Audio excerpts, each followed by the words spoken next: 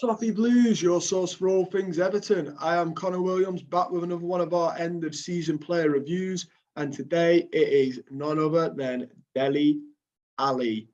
Dele Alli, 11 games for Everton, came in the January with that really odd deal where we're still not paid for him. He's still free.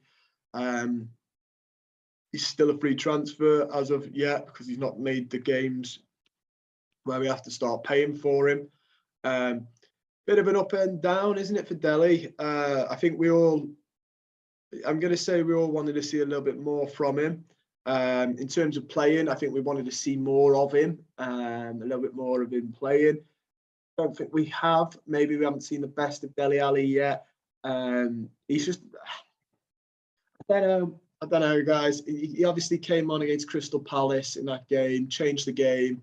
Lampard, thank God, changed the system, because if he'd carried on like that, I think he'd have, like, the system didn't work against Palace in the first half. He needed to change it. If he didn't, he might as well have just helped put us down there, because the system was dreadful. But fair play to him. That's the difference between him and Rafa Benitez. Lampard looked at it, went, no, not working. Looked at his bench, changed shape, changed formation, brought on a creative player. And Dele Alli, to be fair, I think changed the game for us. Obviously, individual brilliance as well. Richarlison working hard. But Dele Alli did change large bits of the game for us, which was good to see. I was sort of not keen on this transfer at first, if I'm going to be honest with you, and I'm still not convinced. I still think this is a very dubious move, and I don't think it's one that we should have made. I think this is classic. I still believe, and I believed it at the time, this is a classic Everton transfer. You go for somebody who was good about 4 years ago because they're on the cheap, and then you wonder why when they come to us and it doesn't work. I very much think it's got an Everton-esque transfer all over this. My mind is slightly my opinion isn't as harsh on him, but I don't think I've completely changed my mind on him. To the extent that I'm like, oh yeah, no, it's fine. You know, I was wrong. This wasn't. He's going to be class. The writing's still on the wall for it. As for his season, though, he only played 11 games for us. So I could give you his full season review. He's played, started 9 matches, he started 9, was subbed in for 12. He played 995 minutes. This is an all for us. He got 1 goal, and that'll be for the Spurs. Going into just purely Everton now, we'll have a look at some of his stats. Like I said, that Crystal Palace game for me might be one of his better ones. That might be one of his better seasons for me. He joined in January, so anytime, probably Newcastle game, isn't it, where he came on 65 minutes. Like I said, he came on against Newcastle. That was, I think, his debut. Then after that, he got bit part.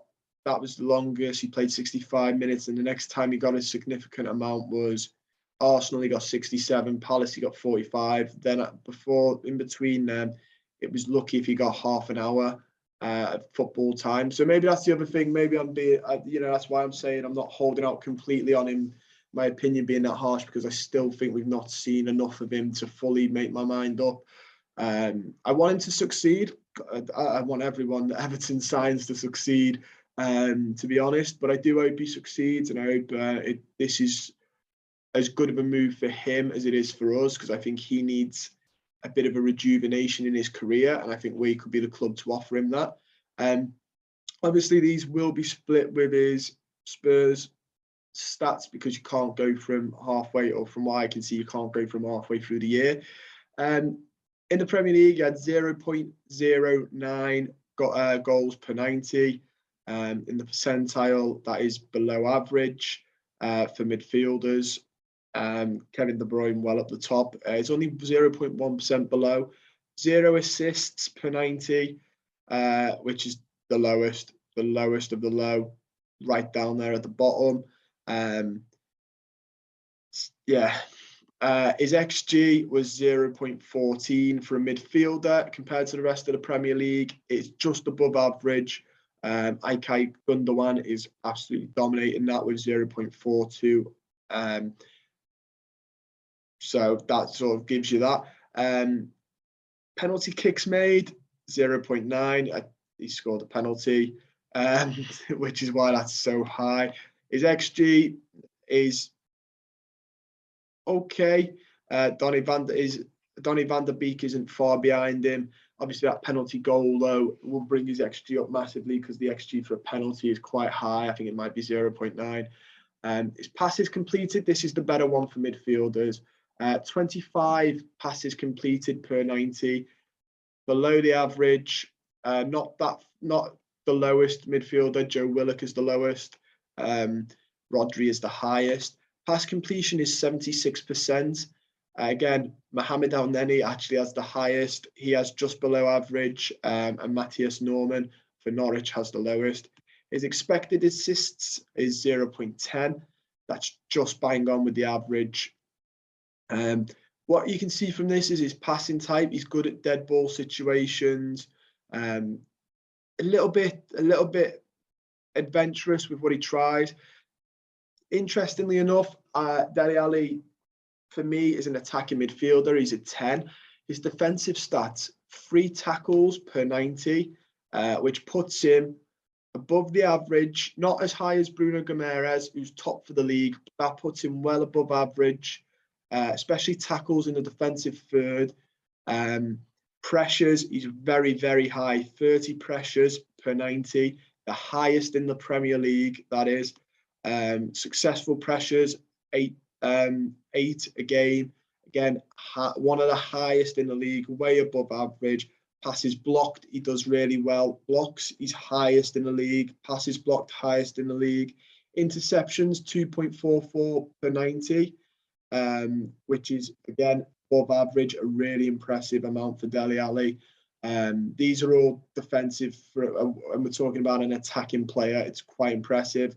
Does have 0.27 nutmegs a game if you're bothered about stuff like that. Progressive passes recorded, 4.79. That's 90. That's in the 91 percentile of the Prem. He's right up there above average, which is brilliant to see. Again, really, really impressive. That is. You can sort of see from that. I know he started off as an attacking midfielder playing off the striker, but those stats would suggest he could do a centre mid job, which is what Frank Lampard has been using him in. Again, his minutes have been thin on the ground. His worst game for me is probably the 1-0 loss to Wolverhampton Wanderers in March. Didn't impress me enough in that game.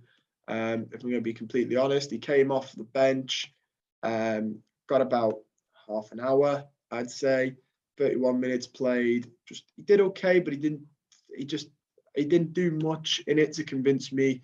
But that's not his fault. You know, you can only play as well as the system you've been stuck in as well. His best game for me, got to be Crystal Palace, just because of the effect he had. Like I said, it could be individual brilliance as well from Richarlison, and who, you know, wouldn't stop running.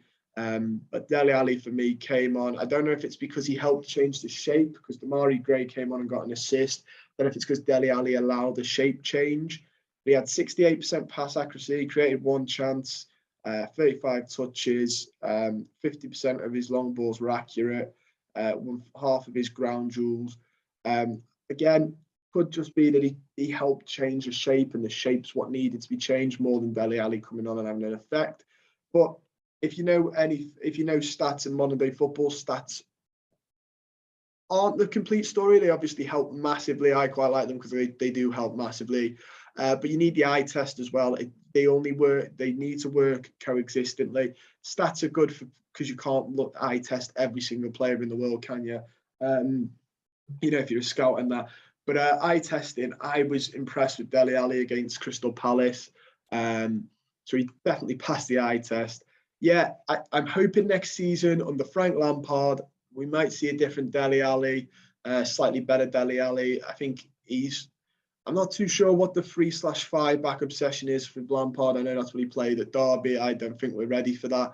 But in that sort of 4-3-3 that he let Iwobi do the role of recently, well, we've seen Iwobi's career dramatically improve. I think there's a position there for Dele Alli in that role. I think that's somewhere he can really thrive within. So hopefully we do see him in there, because I think that might be the place for him in Frank Lampard's 4-3-3 system. But don't forget to like the videos. Oh, and my seasonal review, 5 for Dele Alli out of 10. Don't forget to like the video, subscribe to the channel if you're not already, and comment down below your thoughts on Dele Alli. Give me your out of 10 and just a little bit about him, what you think so far. And stay safe, guys. I'll see you soon.